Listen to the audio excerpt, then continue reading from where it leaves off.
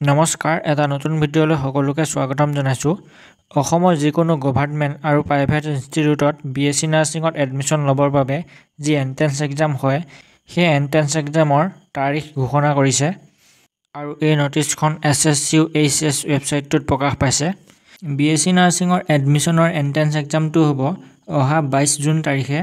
এই পৰীক্ষাটোৰ online application form অহা 23 এপ্ৰিলৰ পৰা 22 মে'লৈ ইউনিভাৰ্চিটি ৱেবছাইটত দিয়া হ'ব SSUHS.in ত। লগতে নটিচখনত এণ্ট্ৰেন্স এক্সামটোৰ চেণ্টাৰবোৰৰ নামো দি দিছে, য'ত এণ্ট্ৰেন্স এক্সামটো হ'ব। ইয়াত দিয়া আছে এণ্ট্ৰেন্স এক্সামটো হ'ব গুৱাহাটী, ডিব্ৰুগড়, শিলচৰ, যোৰহাট, বৰপেটা, তেজপুৰ, ডিফু, লখিমপুৰ, নগাঁও, কোকৰাঝাৰ, নলবাৰী, ধুবুৰী, শ্বিলং, আইজল, ইটানগৰ, আগৰতলা, ইম্ফল, ডিমাপুৰ আৰু গেংটক। নৰ্থ ইষ্টৰ সকলো ষ্টেটৰ কেপিটেলতে এই এক্সামটো পতা হ'ব।